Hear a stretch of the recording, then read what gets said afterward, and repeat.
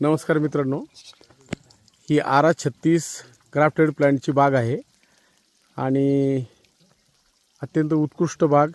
किती काड्या झाल्यात? 14 काडी कंप्लीट आहे. 13-14 13-14 कंप्लीट. आणि पानं किती आहेत?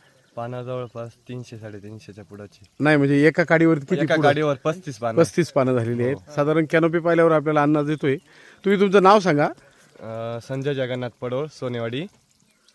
प्लॉट हा 17-18 नोव्हेंबरला 2 दिवसाची लागवड आहे. हां हां. आणि आत्ता लागवडीपासून म्हणजे लागवडीपूर्वी बेडमध्ये काय काय खतं टाकली होती? त्याला 42 गोण्या कोंबड खत, हां हां 1 ट्रक शेणखत, हां हां बेसल डोस घेतला. त्याच्यात super phosphate, ferrous, zinc, magnesium sulphate आणि एक 1840, एक 24-24 असं हां ऍड करून यारामीला हां हे सर्व खतात मिक्स केलं हां हां आणि प्रत्येक बेडला पॅक करून दिलं. हां. त्यानंतर पेपर टाकून आणि लागवडीचे 1 दिवस आधी इरिगेशन केलं. बरोबर आहे. आता जर तुम्ही पाहिलं तर ही खोडं बघा तुम्ही, खालचं जे ग्राफ्टिंगच्या खालचं रूट आहे ते एकदम जाड झालंय आणि खोड चांगला अंगठ्यापेक्षा, पायाच्या अंगठ्यापेक्षा जाड होऊन ह्या एकसारख्या अशा आता हे म्हणतायत, परंतु आपल्याला 1 2 3 4 5 6 7 8 9 10 11 12 13 14 15 या झाडाला 15 काड्या आहेत. ओलांडा मॅच्युअर झाला आहे आणि काड्या पण मागच्या 2-3 डोळे आपले मॅच्युअर झाले, बरोबर ना?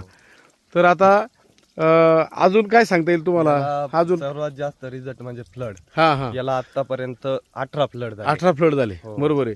आणि याला क्रॉप कव्हर होतं का? काहीच नाही, ओपन प्लॉट ओपन प्लॉट होता. स्टार्टिंगला फुल टेम्परेचर होतं. हां हां फर्स्ट प्लॉट लावला होता हा. हां हां त्याच्यामुळे टेम्परेचर भरपूर होतं. हम्म. काहीच नाही, फक्त इरिगेशन कम्प्लीट केलं, काहीच अडचण नाही आली. ओके.